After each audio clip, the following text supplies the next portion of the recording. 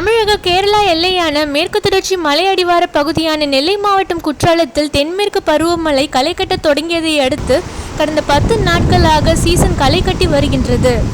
இக்காலகட்டங்களில் குற்றாலத்தில் உள்ள மெயினருவி, ஐந்தருவி, பழைய குற்றாலம் உள்ளிட்ட அருவிகளில் ஆனந்த குளியல் நடத்த மக்கள் குவிவார்கள். எதிர்பார்த்தது போலவே கடந்த ஒரு வார காலமாக சுற்றுலா பயணிகள் கூட்டம் அலைமோதி வருகின்றது.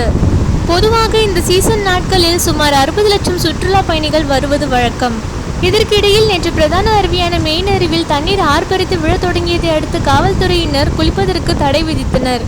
இருப்பினும் வெள்ளமென அருவிகளில் கொட்டும் தண்ணீரின் அழகை ரசிப்பதற்காகவும் அருவிகள் போடும் இரைச்சலின் சத்தத்தை கேட்டு ரசிப்பதற்காகவும் இளைஞர்களின் கூட்டம் ஆங்காங்கே ஆனந்த கரகோஷமிட்டவாறு மகிழ்ச்சியில் துள்ளி குதித்து வந்தனர்.